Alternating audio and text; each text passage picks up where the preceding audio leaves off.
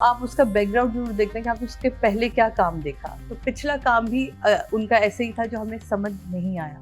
बिल्कुल सही नादिया ने कहा कि अगर आप राइटिंग कर रहे हैं तो आपको डायरेक्शन नहीं करनी चाहिए, क्योंकि बाकी आप फिर कैसे जज कर पाएंगे कि ये चीज़ गलत हो रही है या ये सही हो रही है, क्योंकि लिखा हुआ ही आपने है तो आपको वो चीज़ें ठीक लग रही हैं।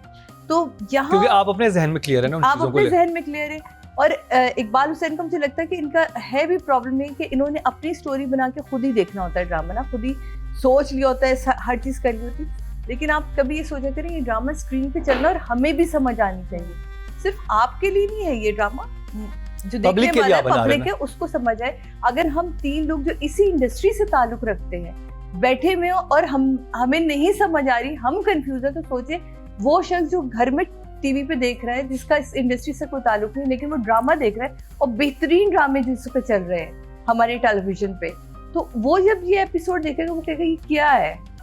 डायलॉग की कोई बुनत नहीं, लाइटिंग बहुत बुरी, आउटडोर काम किया बहुत अच्छा किया, आउटडोर आप निकले बहुत अच्छा किया। इस्लामाबाद में भी नहीं आउटडोर निकलेंगे तो कहाँ निकलेंगे, आपको मौसम सपोर्ट करता है, ग्रीनरी सपोर्ट करती है आपको, ठीक है। आउटडोर आपने बहुत अच्छा कर लिया, लेकिन जहाँ जहाँ हम अंदर आए वहाँ वहाँ हमें पता चल गया कि डायरेक्शन या डायरेक्टर कितने अपनी टीम के ऊपर उसको कंट्रोल है, वो अपना काम कितना जानता है, क्योंकि ये 2-4 चीज़ें होती हैं जिसमें आपको पता चल जाता है। लॉन्ग शॉट में आपकी लाइटिंग की डेप्थ बता देती है, जब आप क्लोज पर आते हैं तो उसमें आपके पूरे फीचर्स बता देते हैं कि कहाँ कहाँ क्या रहता है। तो मुझे बिल्कुल इम्प्रेस नहीं किया, ना राइटिंग में ना डायरेक्शन में। मैंने मार्जिन आपको ज़रूर दिया है, उस पर मैं अभी भी कायम हूँ, लेकिन नंबर्स के हवाले से मैं 5 and 5 है। मगर बात है रुसवाई की क्या कह सकते, वाकई सही है ना कि कोई डायलॉग्स नहीं है, कभी अभी स्टोरी खुली नहीं है, कोई एक्सप्रेशन समझ नहीं आ रहा, मेकअप टू मच है। देखिए ये जिस कैलिबर के आर्टिस्ट हैं वहाँ इन लोगों को बोलना चाहिए कि अगर ये टाइप कास्ट हो रहे हैं तो भी इन्हें बोलना चाहिए, और कोई ऐसा मसला भी नहीं कि खुदा ना खासा ब्रेड एंड बटर ही का मसला हो, तो वो भी नहीं पता है हमें, इन फैमिलीज़ को हम जानते हैं, तो ऐसा भी नहीं है।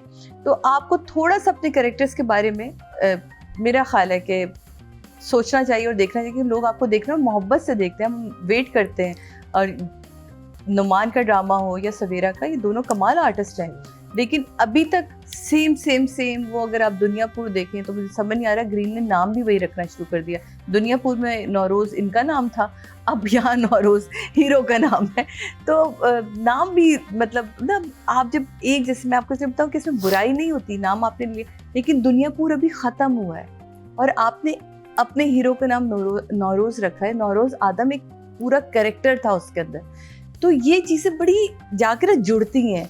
हम अपने ड्रामों में जब काम करते थे तो अपने पिछले ड्रामे की हीरोइन जो जिसमें हम बने हों उस ड्रामे का नाम नहीं आने देते थे ताकि उसकी छाप भी ना आए। तो ये थोड़ा सा जो जैसे मैंने सुनी कहा अरे नहीं ये क्या, मैं नौरोज़ आदम का कोई सीक्वल तो नहीं आने वाला, इस टाइप की चीज़ भी लगने लगती है, तो ये ना किया करें। ऐसी चीज़ें भी अच्छी नहीं लगती।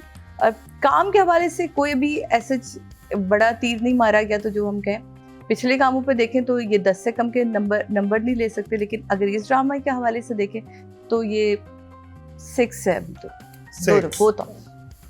नुमान इजाज और सवेरा नदीम के लिए ऑडियंस की तरफ चलते हैं, देखते हैं और ये मुकर्रम लेजी कास्टिंग में जा रहा है अब ये मसला कि जी हमने काम जल्दी आसान करना है तो ये लोग फिट आ रहे हैं तो इनको और ये ग्रीन कर रहा है, खास तौर पे ग्रीन अब थोड़ा ना कंफर्ट अपनी जोन में आ गया। ये मेरे कंफर्टेबल डायरेक्टर्स हैं, ये मेरे एक्टर्स हैं, तुम इसमें भी कर लो, इसमें भी कर लो, इसकी भी डेटें दे दे। मेरे ख्याल ये सेट पे होते हैं, अगले 2 ड्रामे से साइन करा लेते हैं तो उनकी स्क्रीन एक जैसी लगेगी। आई थिंक आप अगर क्वांटिटी पे बिलीव करेंगे तो फिर क्वालिटी पीछे रह जाएगी। ये नहीं। और दूसरी बात ये कि मुझे अक्सर ये भी मैंने देखा कि बहुत सारे डायरेक्टर्स जो है ना बाकी डायरेक्टर्स का काम नहीं देखते, बाकी ड्रामे नहीं देखते। अब हम बड़ा ड्रामे देख के आए हैं ना, अब जो फिनिश हमें कर्जे जहाँ के स्क्रिप्ट में नजर आ रही है या फरार के अंदर नजर आ रही है, या अगर हम दिल वाली गली मकाम देख रहे हैं, तो फिर जब आपका काम ठीक है थोड़ा एब्स्ट्रैक्ट है, डिफरेंट है, और होना भी चाहिए, सबका अपना अपना एक तरीका होता है, अपना स्टाइल होता है, लेकिन उसमें फिनिश तो हो ना, उसमें चीजें आप कन्वे तो कर पाए प्रॉपर्ली कि आप कहना क्या चाह रहे हैं, तो वो मसला आ रहा है।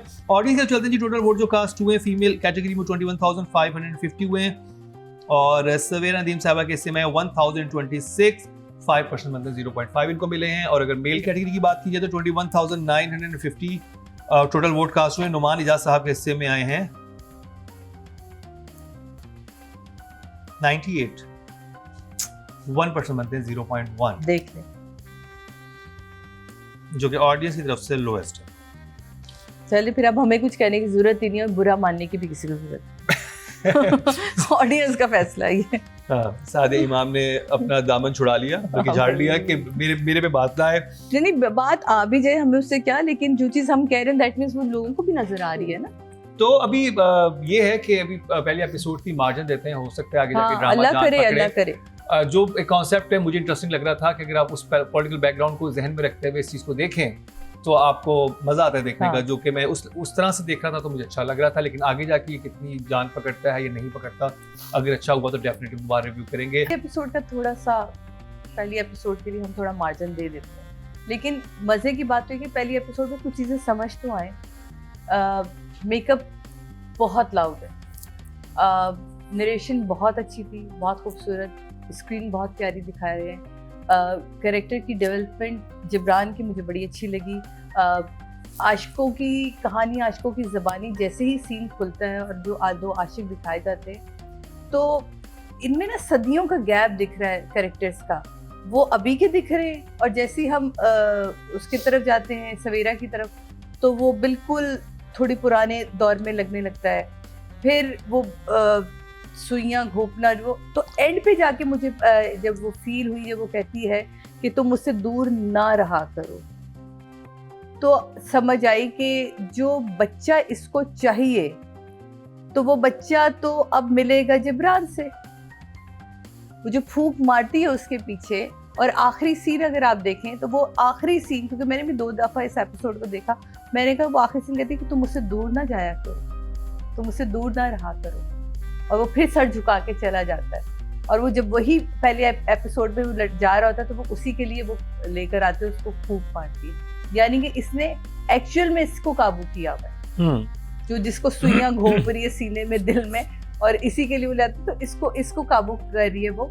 मुझे बहुत मेकअप ज्यादा लगा, इतने मेकअप की जरूरत नहीं थी। सवेरा दी वो कैरेक्टर जिब्रान को काबू करने के चक्कर में है, हाँ। और जिब्रान शायद उस लड़की को काबू करने के चक्कर में है, क्योंकि जिब्रान जो है ना वो अपने मालिक के साथ फेयर है, वो उनका गुलाम है। आप समझ रहे, वो उनका गुलाम है। वो कह रही है गुलाम जिस्म से, तन मन से, दिमाग से अपने मालिक का होता है, अपने मालिक का होता है।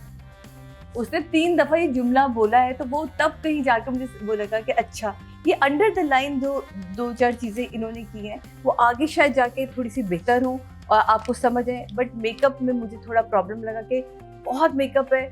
नताशा का रोल, नताशा की जगह कोई और होता, पावरफुल है होता। कौन? हाँ, वो उसकी बहन है, खाला है, फ्रेंड है, दोस्त है, नेबर है, फ्रेंड है। दोस्त कौन है। बताएगा हमें? वो बताया है, सलीम शेख का कैरेक्टर बताता है कि वो आपकी दो बेगम की जो दोस्त हैं और उसका जो मियाँ है वो सारे गलत काम करवा रहे उसका हैं। मियाँ कौन? सुन, वो दिखाया नहीं ना अभी। वो कह रहे हैं आपकी बेगम की दोस्त और आपकी मियाँ, उसके मियाँ को जो आपने उसमें रखा है, सारी करप्शन फाइनेंस उसमें हो रही है, और ये और क्या करप्शन है? कौन भागा, क्यों भागा, नहीं समझ। तो मेरा ख्याल है अभी तक के लिए ये वन थम्स अप चलेगा, क्योंकि अभी मार्जिन देंगे इनको। अतीका जी और सादिया इमाम जो हैं, इनको कुछ ड्रामा समझ आया, लेकिन नादिया खान को समझ नहीं आया। तो बात कर ली जाए राइटिंग और डायरेक्शन की, दोनों ही सेम हैं, यानी कि इकबाल हुसैन साहब ने ही लिखा है, उन्होंने ही डायरेक्ट किया है।